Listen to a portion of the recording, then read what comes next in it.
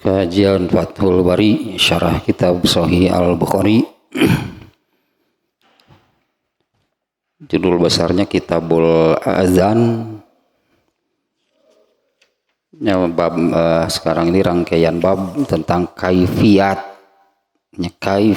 sholat yang tentunya hal tersebut amat sangat penting. Di antaranya ditunjukkan oleh bab yang kemarinnya, bab keberapa kemarin itu, yang bab ke 122. Nah, di mana Imam Al-Bukhari di bab yang kemarin itu membuat judulnya Babu Amrin Nabi sallallahu alaihi wasallam allazi la yutimmu ruku'ahu bil i'adah. Nabi SAW memerintah orang yang tidak menyempurnakan ruku. Padahal kan ruku itu salah satu bagian dari kaifiyat sholat yang dari takbir gitu ya. Sholat itu kan dari takbir sampai salam. Nah, seperti apa kaifiyatnya? Ruku salah satunya. Nah, Imam Bukhari membuat judul demikian, bab kemarin itu bab Nabi memerintah orang yang tidak menyempurnakan rukunya untuk mengulangi sholatnya. Kemarin bahkan sudah beberapa kali tentang bab tersebut, yang intinya Nabi memerintahkan orang yang tidak menyempurnakan rukunya untuk mengulangi sholatnya, itu menunjukkan bahwa sholat yang dikerjakannya itu tidak sah. Karena kalau sholatnya itu sudah sah, Nabi tidak akan memerintah untuk mengulangi. Nah, kalau sholat yang sudah sah, sudah benar, ya sudah, berarti kan tidak akan diperintahkan untuk mengulangi. Nah, yang kemarin demikiannya, padahal itu ruku itu hanya salah satu dari amalan kaifiyat sholat dari takbir sampai salam. Nah, ternyata sampai sedemikian pentingnya kaifiyat sholat. Dengan bab yang kemarin bahkan kan Rasulullah SAW di dalam hadisnya kemarin kan mengulang-ulang, ternyata orang yang diperintah mengulangi sholatnya itu ketika mengulangi masih sholatnya masih yang sama dengan sholat sebelumnya. Setelah selesai Rasulullah memerintah untuk ulangi lagi, kerjakan lagi, masih sama. Rasulullah memerintahkan lagi, ulangi lagi. Ternyata orang ini memang tidak tahu bagaimana kaifiyat sholat yang benar. Kemudian orang itu kan menyerah, akhirnya diperintah berkali-kali lagi pun tetap seperti itulah sholatnya. Akhirnya kan orang itu meminta, ajarilah aku sholat. Nah, kemudian diajari oleh Rasulullah SAW.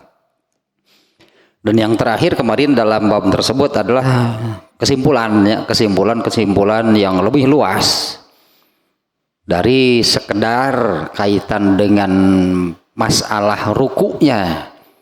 Itu dimunculkan kemarin oleh Ibnu Hajar Al-Asqalani, ada 12 kesimpulan. Di antaranya amal ma'ruf nahi munkar. Nah, ini yang nggak akan terpikir mungkin ya. Dari kejadian itu Imam Ibnu Hajar Al-Asqalani memunculkan tentang amar ma'ruf nahi munkar. Dari apa yang dilakukan oleh Rasulullah itu sebetulnya nampak di situ amar ma'ruf nahi munkar. Berarti sholat yang dikerjakan oleh orang itu di mata Rasulullah SAW ini adalah kemungkaran, makanya dicegah oleh Rasulullah, ulangi, lakukan yang ma'rufnya, yang benarnya. Ya, Rasulullah mencegah, artinya di sini Rasulullah mencegah siapapun berarti mengerjakan sholat seperti itu. Ulangi dengan sholat yang benar, berarti itu kan Rasulullah mengarahkan ke sana, mengarahkan kepada yang ma'rufnya, amar ma'ruf nahi munkar. Nah sekarang yang baru nih bab berikutnya ya. Masih sekitar ruku, ya masih sekitar ruku nih. Bab 123, babud du'ai fir ruku. Bab doa pada waktu ruku. Rasanya ini tidak terlalu sulitnya, bab ini tidak terlalu sulitnya tentang doa itu pada waktu ruku. Kita baca dulu nih hadisnya ya. An Aisyah radhiyallahu anha qalat kana nabiyyu sallallahu alaihi wasallam yaqulu fi ruku'ihi wa sujudihi subhanakallahumma rabbana wa bihamdika allahumma gfirli. Dari Aisyah, semoga Allah meridhoinya, ia berkata, Nabi Shallallahu Alaihi Wasallam membaca, mengucapkan pada ruku dan sujudnya, ya, membaca atau membacalah sebutannya, ya, membaca pada waktu ruku dan sujudnya, subhanakallahumma rabbana wa bihamdika allahumma gfirli. Nah ini yang kita kenal, ini salah satu bacaan ruku dan sujud. Nah sekitar ini atau yang ini bacaannya ya, subhanakallahumma rabbana wa bihamdika allahumma gfirli. Arti dari doa tersebut ya, subhanakallahumma rabbana, maha suci Engkau ya Allah Tuhan kami, wa bihamdika, dan maha terpuji lah itulahnya, dan Engkau maha terpuji. Allahumma gfirli, ya Allah ampunilah aku. Kurang lebih demikiannya makna dari bacaan tersebut. Subhanakallahumma rabbana wa bihamdika allahumma gfirli, maha suci Engkau ya Allah wahai Tuhan kami, dan Engkau maha terpuji, ya Allah ampunilah aku. Nah tentang bacaannya, judulnya sebutlah bacaan gitu. Ini bab sekarang ini tentang bacaan pada waktu ruku. Ini salah satunya gitu ya, karena bacaan pada waktu ruku dan sujud itu ada beberapa bacaan. Selain yang ini ada yang lebih pendek ya, subhana rabbiyal azim untuk ruku, kemudian subhana rabbiyal a'la itu untuk sujud. Kalau yang barusan yang ini ya, subhanakallahumma rabbana wa bihamdika allahumma gfirli. Sebut tadi di sini Aisyah yang menerangkan hadis ini, Rasulullah SAW membaca bacaan ini fi ruku'ihi wa sujudihi. Kalau ini bacaan pada waktu ruku dan sujud, ini bisa berartinya bacaan yang ini pada waktu ruku baca yang ini. Nah bacaan yang ini pun yang menjadi bacaan pada waktu sujud. Nah kemudian yang lain ada juga bacaan pada waktu ruku dan sujudnya sama, yaitu subuhun kudusun rabbul malaikati waruh. Maknanya Subuhun maha suci, kudusun maha bersih. Apalah terjemahnya ya. Subuhun sebetulnya maha suci sama sebetulnya. Subuhun kudusun maha suci maha bersih. Rabbul malaikati waruh, Tuhannya seluruh malaikat dan malaikat Jibril. Ya, ar-ruh itu seperti disebut malaikat kemudian ditambah dengan ruh. Subuhun kudusun Rabbul malaikati waruh. Ya, Rabbul malaikat waruh. Seperti di surat ini surat Al-Qadar, tanazzalul malaikatu waruh. Di situ juga ada kalimat, ada kata yang demikian, malaikat kemudian ruh. Ternyata yang dimaksud di dalam surat tersebut tanazzalul malaikatu waruh, malaikat itu jamak. Kata malaikat itu jamak ya. Kalau satunya tunggalnya malak. Kalau malaikat itu jamak sebetulnya dari malak gitu. Kalau al malak itu tunggal, kalau malaikat itu jamak. Nah, di surat Al-Qadar itu pada waktu turunnya Al-Quran, seluruh malaikat itu boleh disebut ikutlah mengiringi gitu, mengawal turunnya Al-Quran. Waruh tentunya termasuk ar-ruh itu. Nah, yang dimaksud ar-ruh di ayat tersebut itu malaikat Jibril, pemimpinnya. Malaikat Jibril itu pemimpin seluruh malaikat. Al-Qadar itu kan yang menerangkan Lailatul Qadar.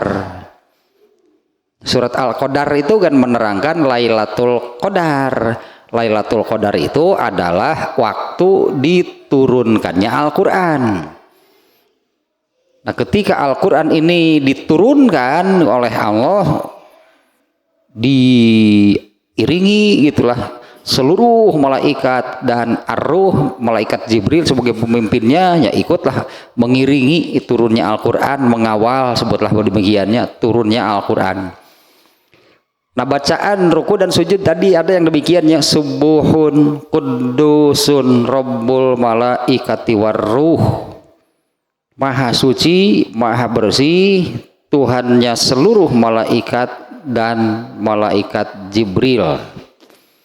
Semuanya bacaan ruku dan sujud itu dimulai oleh tasbih disebutnya. Makanya sebetulnya yang para sahabat sering menyebut tasbih bukan doa. Berapa kali Rasulullah bertasbih gitu disebutnya ya.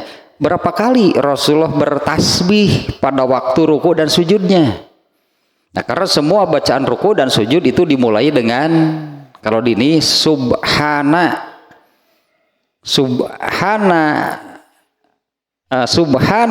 gitu ya. Ini makna ini nih ya. Subhanaka. Kita sering, bukan ketika sering, di dalam bahasa kita yang itu diartikan, diterjemah subhanaka maha suci engkau. Atau kalau kita sering mendengar orang mengatakan ketika melihat sesuatu itu subhanallah, itu ungkapannya yang dikeluarkan ketika melihat sesuatu, terungkaplah kata-kata demikian gitu, subhanallah. Itu maknanya gitu, makna subhanallah itu dalam bahasa kita diartikan maha suci. Arti suci itu kan bersih. Ya, suci itu bersih. Nah, maksud subhanallah atau subhanaka, kalau subhanaka itu engkau gitu ya, maha suci engkau. Kalau subhanallah itu maha suci Allah. Benarlah diterjemah demikian, itu benar. Nah, maknanya apa? Tapi apa maksudnya gitu, subhanallah, subhanaka, maha suci Allah, maha suci engkau. Makna dari kalimat tersebut maha suci, maha bersih itu maha menunjukkan bahwa Allah itu maha sempurna. Allah itu bersih.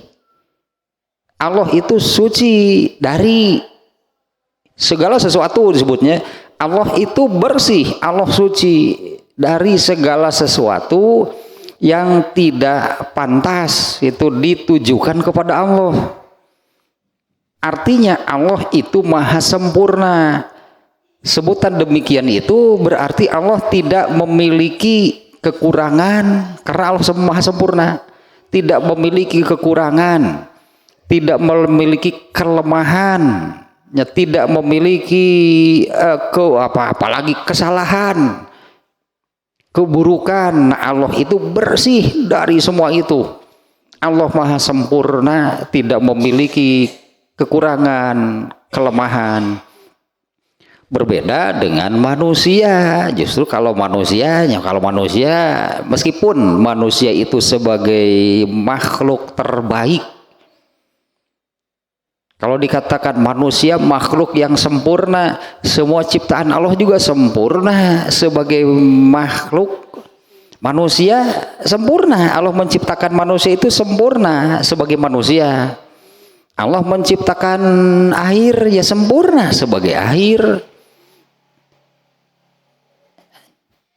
Allah menciptakan ubur-ubur ya sempurna. Gitu disebut ubur-ubur teh sempurna, nggak ada kekurangan. Kalau disebut manusia itu makhluk yang sempurna itu kan hanya Allah, dalam arti yang demikian tadi.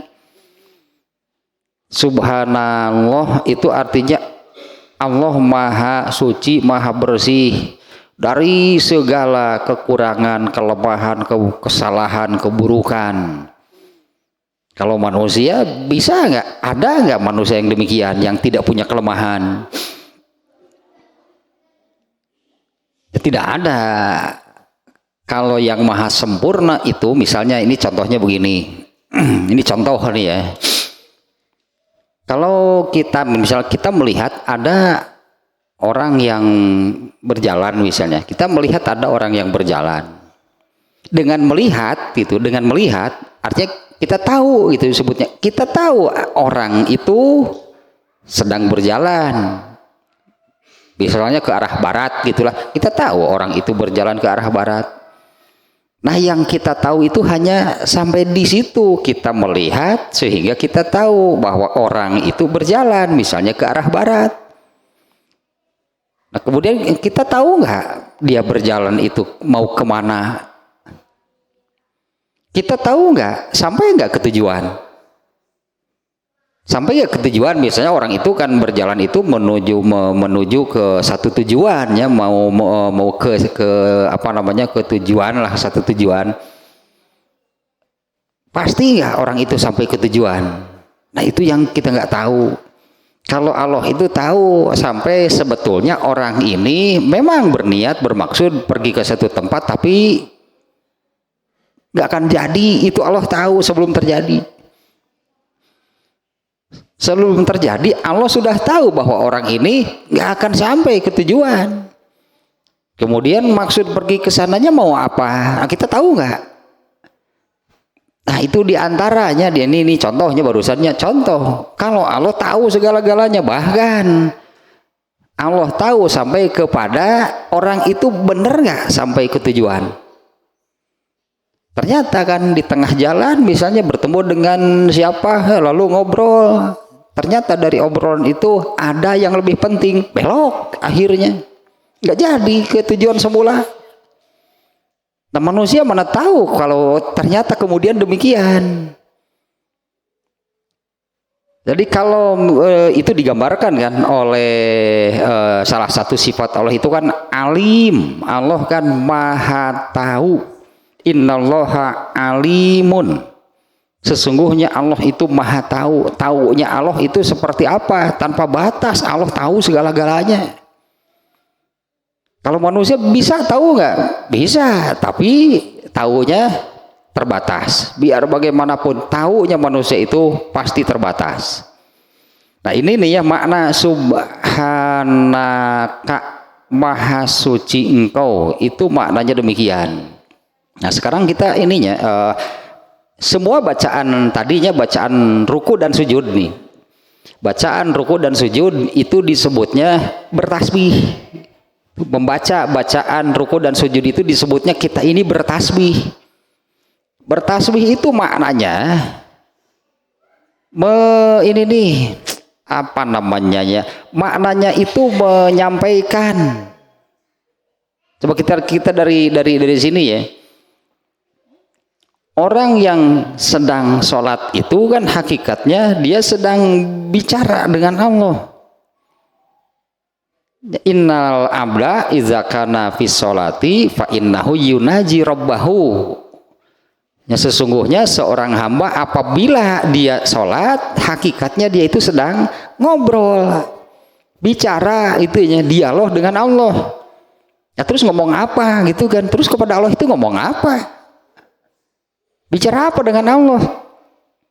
Ternyata kan di dalam sholat itu tidak bebas orang berbicara dengan Allah.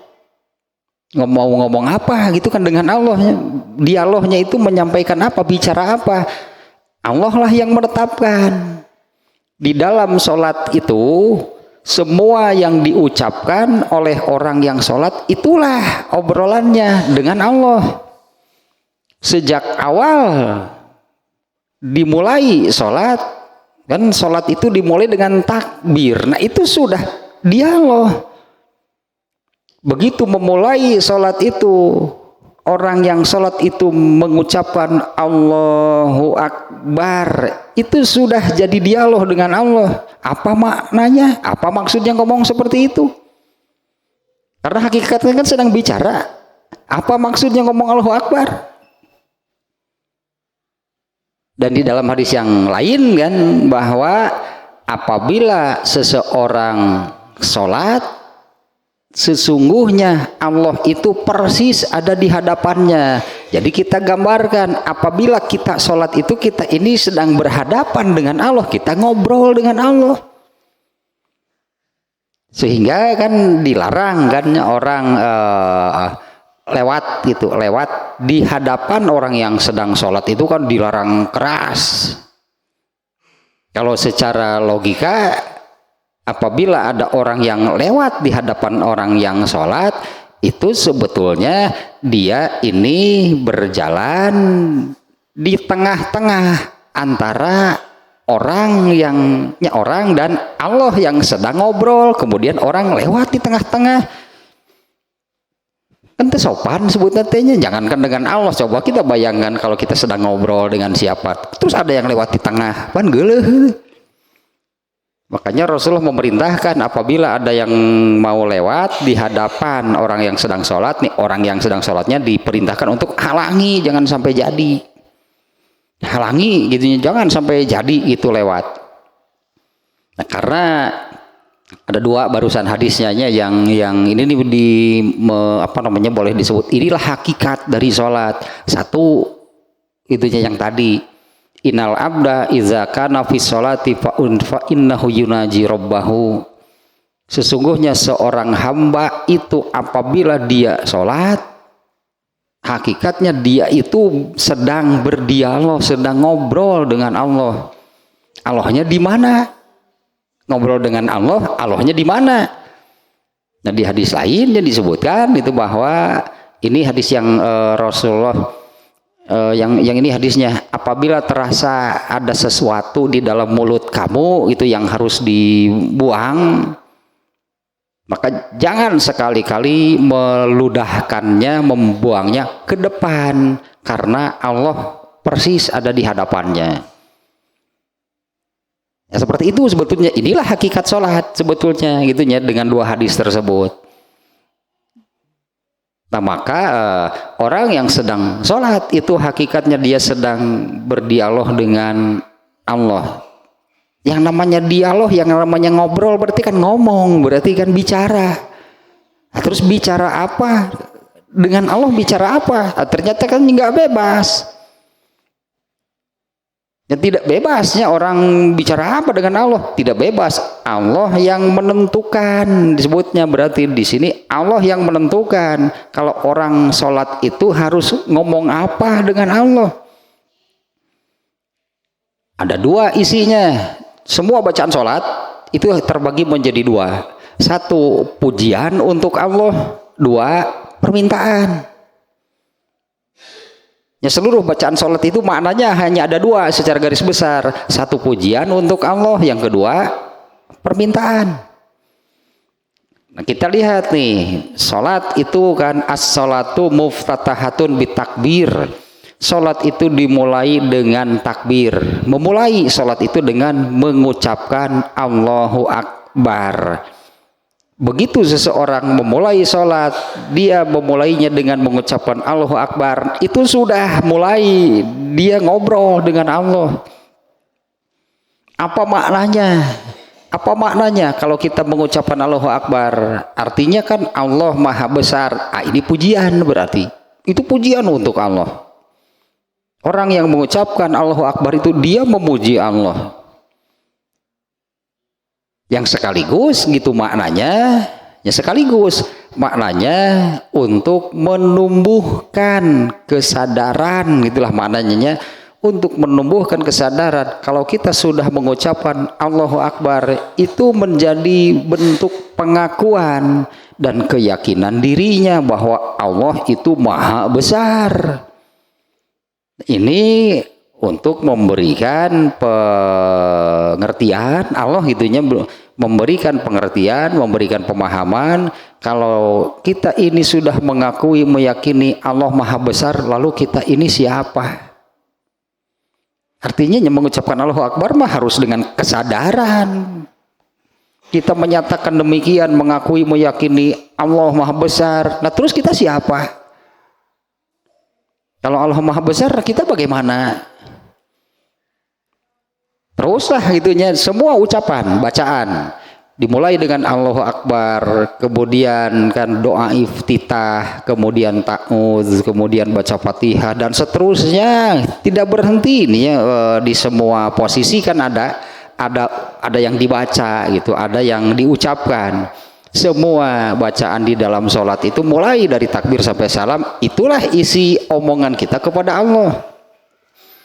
Nah, pada waktu ruku berarti kita melihat ini kan, ternyata pada waktu ruku dan sujud sebetulnya ini sepasang, ruku sujud gitu ya. Ini sering disebut secara bersamaan.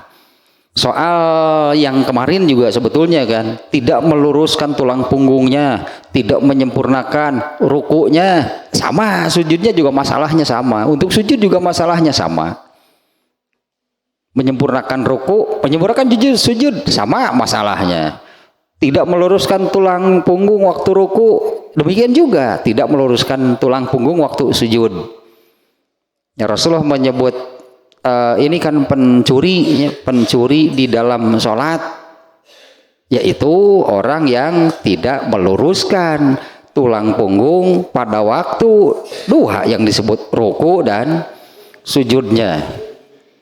Nah, waktu ruku dan sujud ini juga mengulang nih ya. Memulai sholat itu kan dengan berdiri. Memulai sholat itu kan dengan berdiri. Kemudian kan setelah berdiri, kemudian ruku, setelah ruku, ini kan posisi-posisi di dalam sholat itu kan mulai berdiri. Setelah berdiri kemudian kan ruku, setelah ruku bangkit lagi berdiri, kemudian sujud, kemudian bangkit duduk di antara dua sujud. Nah, secara keseluruhan posisi di dalam sholat itu ada 6, berarti satu qiyam, ini berdiri ketika membaca Fatihah dan surat. Ruku ya qiyam, ruku, kemudian berdiri i'tidal, yaitu berdiri setelah bangkit dari ruku, kemudian sujud, kemudian duduk di antara dua sujud. Satu lagi 7 berarti duduk tahiyat. Tahiyat kalau mau dibagi dua kan ada tahiyat awal, posisinya iftirosh disebutnya, duduk tahiyat akhir sebutannya duduk tawarruk. 8 berarti seluruhnya ya. Posisi di dalam sholat itu ada 8 ini. 1 mulai berdiri. Memulai sholat itu dalam posisi berdiri. Namanya qiyam sebutannya. Berdirinya itu disebutnya qiyam. Kemudian ruku. Kemudian i'tidal. Sujud. Duduk di antara 2 sujud. Kemudian duduk tahiyat awal, duduk tahiyat akhir. 7 berarti semuanya. Nah kita lihat ini posisi ruku dan sujud nih. Ternyata waktu ruku dan sujud ini seperti apa namanya yang sudah saya sampaikan kemarin juga. Sholat itu dimulai dengan berdiri, dengan bacaannya dimulai dengan Allahu Akbar. Itu kan sudah merupakan dialog yang isinya ternyata kan kita mengucapkan Allahu Akbar itu bentuk pernyataan pengakuan kita bahwa Allah itu maha besar. Nah waktu ruku dan sujud, ruku itu kan membungkuk gitu kan. Ruku itu kan asalnya kita berdiri kemudian ruku, kan membungkuk berarti. Membungkuk itu menunjukkan posisi kita merendah kepada Allah. Meskipun waktu berdiri juga kita dengan perasaan merendah di hadapan Allah. Ya sholatnya sambil berdiri, tapi ketika sholat itu, ketika bahkan sebelumnya gitu, ketika sebelumnya atau ketika kita mau mengerjakan sholat itu, perasaan kita itu sudah perasaan merendah kepada Allah. Nah kalau kemudian ruku, nah itu merendah kepada Allahnya lebih dari posisi berdiri. Apalagi sujud nantinya. Apalagi sujudnya, posisi sujud itu betul-betul posisi puncaknya kita merendah kepada Allah di hadapan Allah itu waktu sujud. Kita ruku saja, membungkuk saja itu kita sudah merendah kepada Allah. Kemudian waktu sujud, apalagi. Ini oleh Rasulullah diungkapkan dengan hadis nanti juga di sini ada nih ya di dalam syarahnya. Aqrabu ma yakunul abdu min rabbihi wa huwa sajidun. Dengan redaksi demikian Rasulullah mengungkapkan bahwa ketika sujud itu artinya itu puncak kita merendah kepada Allah itu waktu sujud. Aqrabu ma yakunul abdu min rabbihi keadaan paling dekat seorang hamba dengan Tuhannya itu adalah ketika sujud. Ya, Rasulullah mengungkapkannya demikian ya, aqrabu ma yakunul abdu min rabbihi wa huwa sajidun. Keadaan paling dekat seorang hamba dengan Tuhannya itu adalah pada waktu sujud. Ruku ini kalau boleh disebut setengah mungkin lahnya, membungkuk di hadapan Allah itu maknanya kita ini merendah, membungkuk di hadapan Allah, kita merendah kepada Allah. Sujud puncaknya. Nah ternyata ketika ruku dan ketika sujud dua-duanya bacaan waktu ruku dan sujud itu dimulai dengan subhana. Atau kalaupun yang tadi subuhun itu juga sama maknanya maha suci. Subhana juga maha suci. Nah sehingga bacaan waktu ruku dan sujud ini sering disebut dengan tasbih. Jadi kalau kita misal begini, waktu ruku dan sujud itu berapa kali bacaannya, berapa kali bacaan ruku dan sujud. Kalau dalam hadisnya itu tasbih disebutnya. Berapa kali Rasulullah SAW bertasbih pada waktu ruku dan sujud, di mana tasbih ini dimulai dengan subhanaka, ini seperti Allahu Akbar sebetulnya sama. Kita mengucapkan Allahu Akbar itu bentuk pengakuan. Kita mengakui, artinya kita meyakini bahwa Allah Maha Besar. Nah, waktu ruku dan sujud, ketika kita merendah diri dengan ruku dan ketika kita merendah lebih mungkinnya lebih merendah diri lagi di hadapan Allah dengan sujud, ternyata Allah menetapkan bacaannya adalah tasbih. Kita membungkuk sambil menyatakan Maha suci Engkau. Tadi mulai dengan demikiannya, subhanaka Maha suci Engkau, subhanaka Allahumma rabbana Maha suci Engkau ya Allah wahai Tuhan kami, wa bihamdika, dan dengan apa namanya apa disebut nantinya seluruh segala gitulah, bahwa Engkau itu yang maha terpuji. Kalau di doa di bacaan yang ini diakhiri dengan doa, yaitu Allahumma gfirli, ya Allah ampunilah aku. Ini nih maknanya nih ya, makna bahwa di pada waktu ruku itu dan sujud itu dimulai dengan subhana, atau kalau bacaan yang lain tadi subuhun, maknanya sama, subuhun kudusun rabbul malaikati waruh, itu sama maknanya, dia dimulai dengan subuhun atau subhana. Nah itu bentuk pernyataan kita, pengakuan dan keyakinan kita bahwa Allah itu maha sempurna, maha bersihnya, maha suci, itu maha suci, maha bersih dari segala macam, sekecil apapun kekurangan, kelemahan, apalagi keburukan, kesalahan, itu tidak ada pada Allah. Ya, Allah maha sempurna dengan segala sifatnya. Contohnya yang tadi, bacakan sekali lagi. Kita melihat ada orang yang sedang berjalan, si Anu misalnya, si A lah gitunya, kita melihat si A berjalan. Lalu misalnya ada orang yang datang bertanya, kamu melihat si A enggak? Oh iya, tadi saya lihat berjalan ke sana. Kita tahu kan orang itu berjalan, si A itu berjalan ke sana. Kita bisa memberitahu ketika ada yang bertanya. Tapi taunya hanya seperti itu. Taunya ya si A itu berjalan. Di luar itu kita nggak tahu apa-apa. Apalagi kalau sampai kepada yang tadi, mau kemana sih si A? Terus dengan niat apa? Apalagi sampai jadi nggak ke tempat yang dituju, mana kita tahu. Nah kalau Allah tahu nggak si A berjalan, ya Allah tahu nggak si A itu berjalan, ya pastilah, masa Allah nggak tahu? Allah tahu, tapi taunya Allah itu dengan segala-galanya terkait dengan si A berjalan, Allah tahu. Nah kesempurnaan Allah ini, kemahasempurnaan Allah ini berlaku untuk seluruh sifat-sifat Allah. Allah alimun, maha tahu, taunya Allah tanpa batas, tidak ada yang tersembunyi bagi Allah. Bahkan itu yang diungkapkan di beberapa ayat dengan redaksi alimul ghaibi wasyahadah. Allah lah yang maha mengetahui urusan yang gaib dan yang nampak.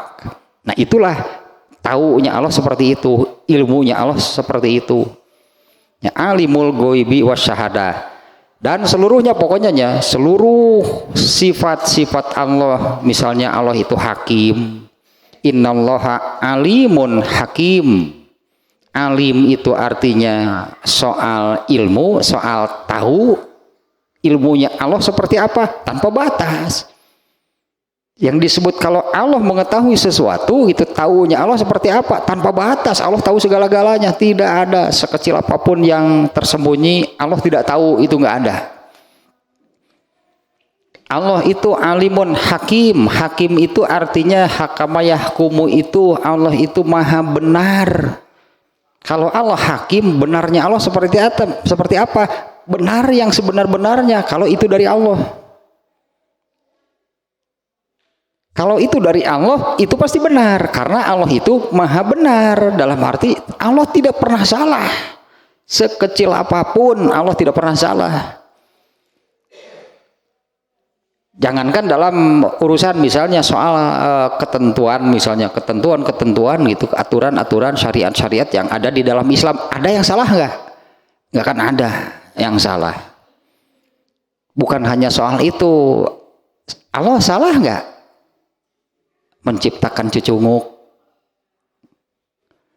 pusing urang geus cunggu ku reungit teu bisa sare salah ieu teh Allah teh nanya nah atuh nyebut ngayakeun reungit Allah teh gitu. Kenapa Allah mengadakan nyamuk? Emang Allah salah?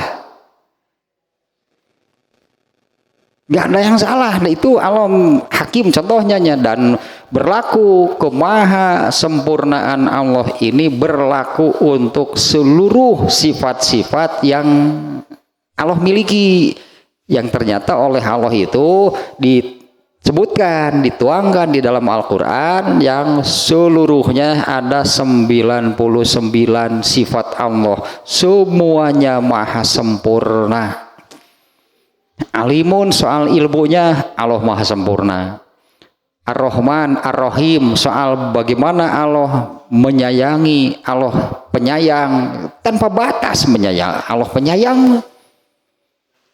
Kalau manusia kan menyayangi ada batasnya. Hari ini itu menyayangi, besok bisa berbalik membenci. Sebetulnya Allah mengasihi hambanya itu tanpa batas. Itunya maha, nggak ada kekurangan pokoknya Allah. Nah ini dituangkan nih oleh Allah dengan satu kata subhan.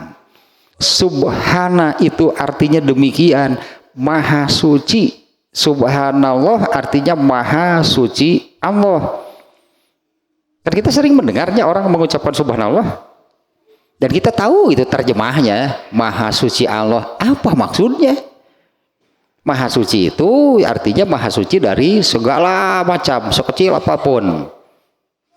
Kelemahan, kekurangan, kesalahan, keburukan. Allah maha sempurna. Nah inilah yang kita ucapkan ketika ruku. Paingannya salat teh kudu jeung hate disebutna teh. Salat teh kudu jeung hate karena apa yang kita ucapkan itu bukan sekedar bacaan.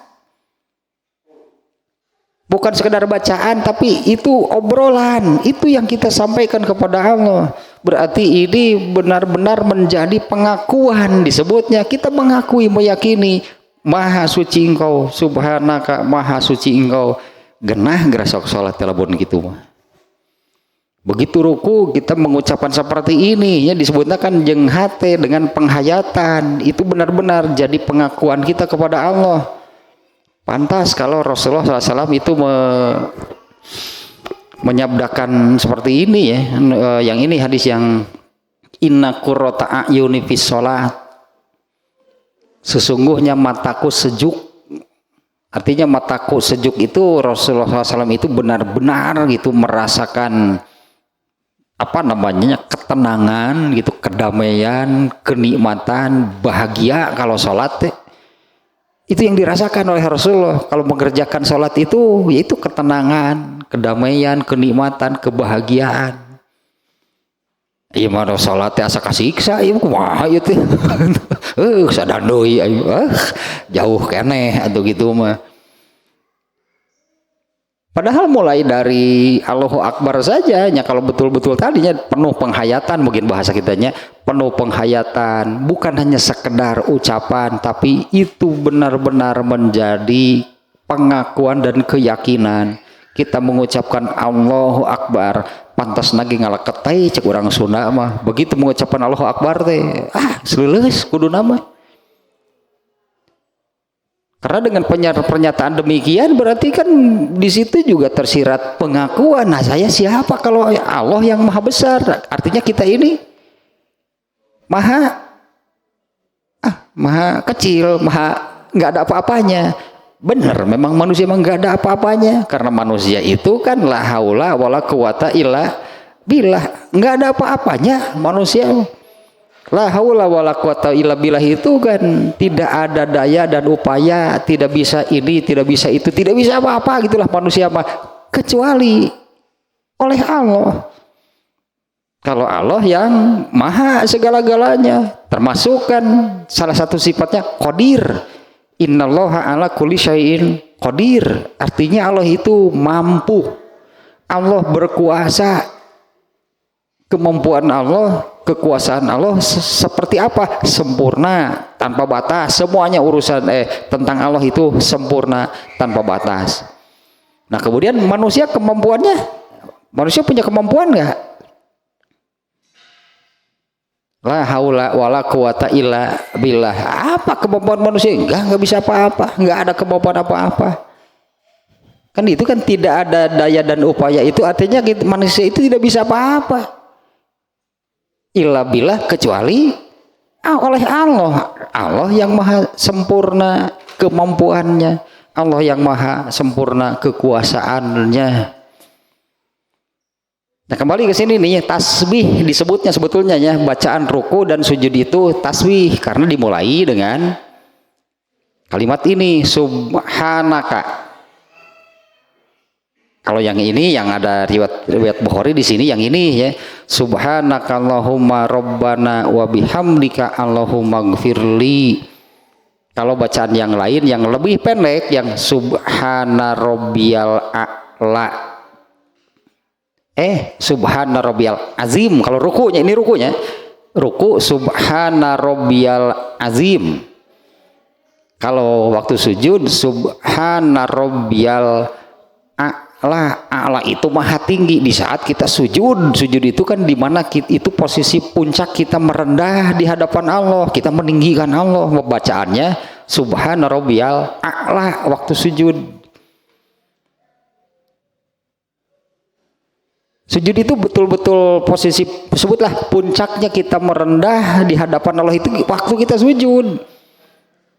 Waktu kita sujud itu Allah menetapkan apa yang diucapkan. Akui bahwa subhana rabbiyal a'la, maha suci engkau yang maha tinggi, kita merendah. Tak tersepun pisahan karena kita tersebutnya Allah menyukai. Allah mencintai manusia yang betul-betulnya mengakui lah itu kemahasempurnaannya, manusia yang mengakui kelemahan dirinya. Yang diantaranya diungkapkan dalam ini bacaan-bacaan ketika sholat seperti ini, maknanya demikian. Semuanya yang bacaan sholat yang isinya pujian tadinya, karena bacaan sholat dua isinya, pujian artinya itu untuk Allah. Kemudian yang permintaan, nah itu untuk kita. Nah ini juga isinya ada dua. Isinya dari bacaan ini dua. Ini pujian dan permintaan. Subhanakallahumma rabbana wa bihamdika. Nah itu pujian untuk Allah. Kemudian bacaan yang ini disambung dengan Allahumma gfirli. Itu doa. Nah itu bagian kita. Kalau subhana rabbiyal a'la itu hanya pujian. Subhana rabbiyal azim itu hanya pujian, nggak ada permintaan. Dengan pada bacaan tersebut kita nggak minta apa-apa. Subhana rabbiyal azim itu pernyataan, itu pujian, maha suci engkau yang maha agung. Subhana rabbiyal a'la, maha suci engkau yang maha tinggi, kita nggak minta apa-apa. Tapi kalau yang ini subhanakallahumma rabbana wa bihamdika allahumma gfirli, nah ini dua isinya. Di awal itu tasbih, tadinya pernyataan kita itu mengakui bahwa Allah maha suci, Allah maha sempurna, Allah maha terpuji. Kemudian disambung dengan Allahumma gfirli. Nah ini doa Allahumma gfirli, itu artinya ya Allah ampunilah aku. Jadi ada pilihan, tadinya ada pilihan di bacaan pada waktu ruku itu ada pilihan. Mau yang ini boleh, tentunya ini sahih hadis ini riwayat Bukhari ini. Subhanakallahumma rabbana wa bihamdika allahumma gfirli. Nah bacaan ini seperti Aisyah di sini yang menerangkan hadis ini. Aisyah mengatakan Rasulullah SAW mengucapkan ini waktu ruku dan sujud. Artinya ini menjadi bacaan ruku juga bacaan sujudnya subhanakallahumma rabbana wa bihamdika allahumma gfirli. Kalau yang lain waktu ruku subhana rabbiyal azim, waktu sujud subhana rabbiyal a'la. Jangan terbalik. Bisa dibalik waktu ruku subhana rabbiyal a'la. Nah itu salah karena itu bacaan waktu sujudnya. Kalau subhana rabbiyal azim dibaca waktu sujud juga tidak boleh. Nah satu lagi yang tadi subuhun kudusun rabbul malaikati waruh, ini juga bacaan ruku dan sujud. Nah, ini ada catatan sedikit. Kalau kita ruku membaca yang ini nih, subhanakallahumma rabbana wa bihamdika allahumma gfirli, yang ini waktu ruku. Terus waktu sujud baca yang mana? Ya ada ketentuan, harus yang ini juga. Nah kalau misalnya waktu ruku kita baca yang ini, subhanakallahumma rabbana wa bihamdika allahumma gfirli. Waktu sujudnya kita membaca subhana rabbiyal a'la, boleh silahkan. Atau waktu rukunya subhana rabbiyal azim, waktu sujudnya nggak mesti subhana rabbiyal a'la, itu bukan sepasang. Waktu rukunya subhana rabbiyal azim, waktu sujudnya baca yang lain, subuhun kudusun rabbul malaikati waruh, boleh. Atau membaca yang ini boleh. Kalau yang ini ada kelebihannya, anggaplah kelebihannya ada doa pada baca yang ini. Kalau subhana rabbiyal azim, subhana rabbiyal a'la, subuhun kudusun rabbul malaikati waruh, itu isinya hanya pujian untuk Allah. Kita nggak berdoa apa-apa, kita nggak minta apa-apa. Tapi kalau yang ini ada Allahumma gfirli, ya Allah ampunilah aku, gitu kan. Nah ini kita berdoa, memuji dan berdoa. Kalau yang tadi hanya pujian. Kemudian satu hal lagi tentang bacaan ruku dan sujud nih ya. Berapa kali ya gitu? Berapa kali tasbih kan tadi sebutannya ya. Berapa kali tasbih waktu ruku dan sujud? Ada hadis yang menerangkan minimal 3. Tapi ini bisi terbagian iya nanti catat di hadisnya doif. Yang menyebutkan minimal 3 itu hadisnya doif. Nah karena hadisnya doif berarti tidak berlaku minimal 3. Nah kalau tidak berlaku jumlah minimal, hadis ini tidak berlaku karena hadis ini doifnya tidak terpakai, maka bacaan waktu ruku dan sujud itu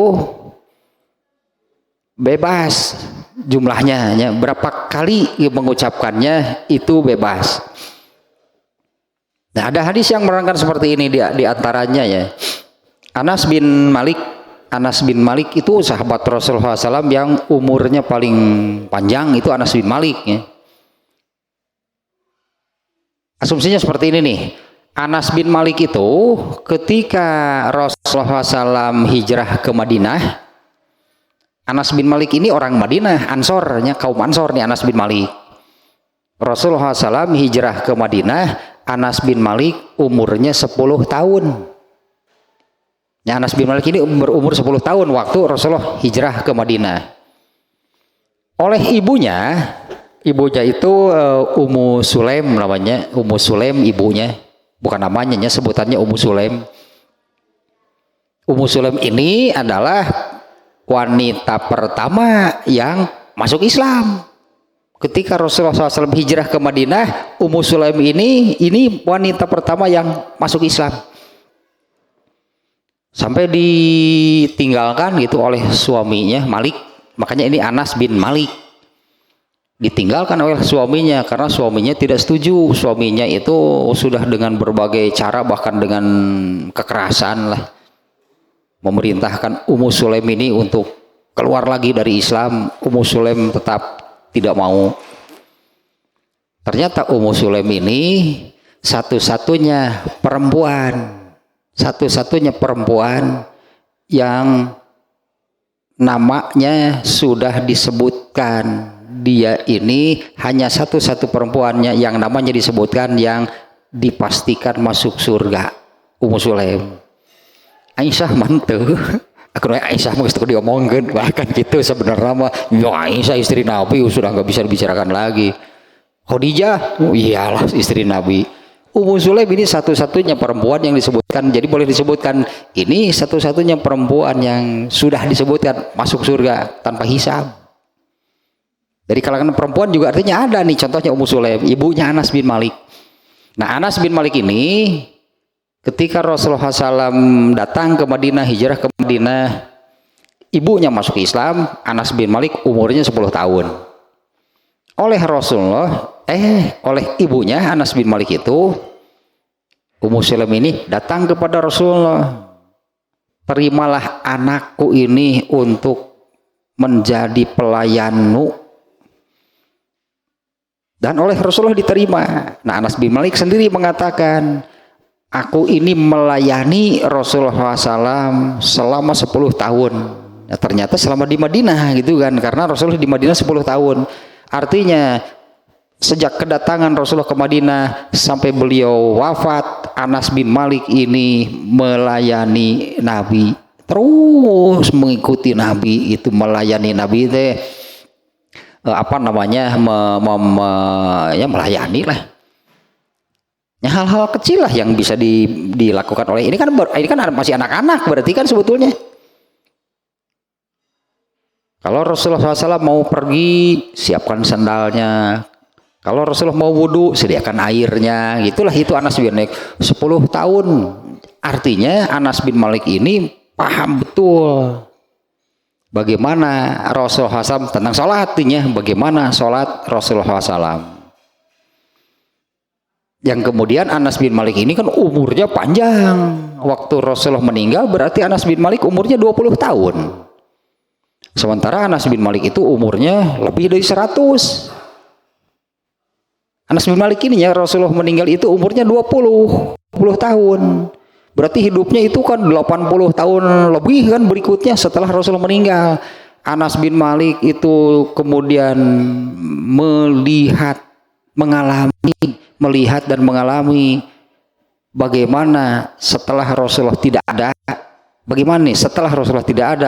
Bagaimana orang-orang Islam itu mulai melakukan penyimpangan, bahkan sampai kepada urusan sholatnya. Anas bin Malik sampai menangis melihat orang-orang saat itu sholat, karena Anas bin Malik tahu persis kan sholat Rasulullah seperti apa. Kemudian Anas bin Malik melihat itu kan, umurnya panjang, jadi Anas bin Malik banyak melihat bagaimana orang-orang Islam mulai, sebutlahnya Rasulullah kan belum lama wafat. Anas bin Malik sudah menyaksikan bagaimana orang-orang Islam melakukan penyimpangan, bahkan sampai kepada urusan sholatnya. Anas bin Malik sampai menangis itu melihat orang sholat, malah menangis Anas bin Malik. Nah, diantaranya Anas bin Malik nih menerangkan seperti ini. Anas bin Malik itu tentu saja kan dia mengalami masa Khalifah Abu Bakar seperti apa. Setelah Rasulullah wafat kan masa Khalifah Abu Bakar. Kemudian masa kekhalifahan berikutnya Umar bin Khattab. Berikutnya Utsman bin Affan, Ali bin Abu Thalib. Berikutnya terus sampai mengalami masa kekhalifahan Umar bin Abdul Aziz. Umar bin Abdul Aziz ini adalah cicit atau Umar bin Khattab. Orangnya satu tipe dengan Umar bin Khattab, saklek itunya, keras urusan agama. Nah, Anas bin Malik menerangkan seperti ini. Aku tidak pernah menemukan orang yang sholatnya persis benar-benar mirip dengan sholat Rasulullah dibandingkan dengan anak ini. Anas bin Malik nyebut lagi budak, anak ini. Aku tidak pernah menemukan orang yang sholatnya itu benar-benar mirip persis sholatnya Rasulullah SAW dibandingkan dengan anak ini. Yang dimaksud adalah Umar bin Abdul Aziz. Aku perkirakan, ini perkiraannya bukan persis mengetahui, mendengar. Aku perkirakan dari lamanya sujud, aku perkirakan Umar bin Abdul Aziz ini membaca 10 kali tasbih. Bukan persis 10 kan, aku perkirakan dari lamanya Umar bin Abdul Aziz ini sujud, aku perkirakan dia membaca 10 kali tasbih. Ambil yang paling pendek saja. Waktu sujud misalnya subhana rabbiyal a'la, subhana rabbiyal a'la, subhana rabbiyal a'la. Kalau dari lamanya sujud aku perkirakan kurang lebih 10. Kalau 1 kali nggak mungkin. Subhana rabbiyal a'la. Masa lamanya seperti itu? Anas bin Malik memperkirakannya dari lamanya sujud ini 10. Nah, ini menunjukkan bahwa berapa kali tasbih atau membaca pada waktu ruku dan sujud ternyata tidak ada yang pasti menyebutkan bilangannya. Nah, kalau tidak ada ketentuan berarti bebas, berarti mau berapa ya silakan berapa kali. Anggaplah tuh Umar bin Abdul Aziz 10 kali, tapi itu kan bukan harus 10 kali. Apabila tidak ada ketentuan maka minimal 1, berarti 1 ya iya itu sudah membaca, berarti mau 1 ke mau 2 mau 3 mau 10 mau 15 ya. Jadi soal bilangannya berapa kali tasbih ketika ruku dan sujud itu tidak ada ketentuan. Tapi berdasarkan hadis Anas bin Malik yang menerangkan demikian, dari lamanya sujud aku perkirakan 10. Mustahil, artinya kan kalau dari lamanya Umar bin Abdul Aziz itu sujud, masa bacanya hanya Subhana rabbiyal a'la, tapi sujudnya lama. Nah, intinya hanya berapa kali bacaan atau tasbihnya waktu ruku dan sujud tidak ada ketentuan. Berarti minimal 1, berarti mau 1 mau 2 mau 3 bebas lah, berartinya berapa kali bacaannya bebas. Kemudian bacaannya ada beberapa pilihan yang tadi. Kalau yang ini yang ada di sini, selain isinya pernyataan, yang ini ada doanya juga, yaitu Allahumma gfirli. Andai setiap ruku 2 kali misalnya baca ini subhanakallahumma rabbana wa bihamdika Allahumma gfirli 2 kali, berarti minta ampunan kepada Allah. Kemudian waktu sujud baca yang ini juga sekali, misalnya 2 kali atau 3 kali, artinya kita mau minta ampunan lagi. Kalau sholat wajib berapa rakaat seluruhnya? 17. Rukunya ada berapa? Ada 17. Sujudnya kali 2-nya, karena kan 1 rakaat kan 2 sujudnya. Ruku misalnya baca yang ini 3 kali, berarti 3 kali minta ampunan. Tambah waktu sujudnya misalnya juga 3 kali, 6 kali minta ampunan. 1 rakaat 9 kali, kemudian kali berapa? Kali 17. Jadi 9 kali 17 berapa? 117, berartinya 180 tambah 27 berarti. Ya tahu ya, berarti 9 gitu kan. Kalau 3 kali 3 kalinya.